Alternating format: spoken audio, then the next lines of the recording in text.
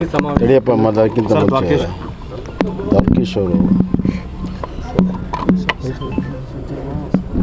ಕರ್ನಾಟಕ ಕಂಡಂಥ ಒಬ್ಬ ಶ್ರೇಷ್ಠ ನಟ, ಹಾಸ್ಯ ನಟ, ನಿರ್ಮಾಪಕ, ನಿರ್ದೇಶಕ, ಇಡೀ ಸಿನಿಮಾ ರಂಗದಲ್ಲಿ ಒಂದು ಹೊಸತನವನ್ನು ತಂದಂಥ ಒಬ್ಬ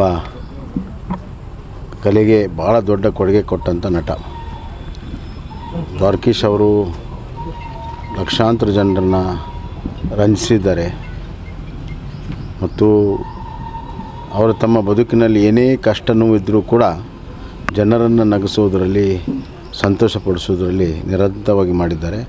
ಅವ್ರದ್ದೊಂದು ಹೋರಾಟದ ಜೀವನ ಮತ್ತು ಭಾಳಷ್ಟು ಯಶಸ್ಸನ್ನು ಕಂಡಿದ್ದಾರೆ, ಅಪಯಶಸ್ಸನ್ನು ಕಂಡಿದ್ದಾರೆ. ಆದರೆ ಎಂದೂ ಕೂಡ ಸಿನಿಮಾ ಬಿಡಲಿಲ್ಲ ಮತ್ತು ವಿಶೇಷವಾಗಿ ಕನ್ನಡಿಗರ ವಿಷಯ ಬಂದಾಗ ಭಾಳ ಗಟ್ಟಿಯಾಗಿ ನಿಂತವರು.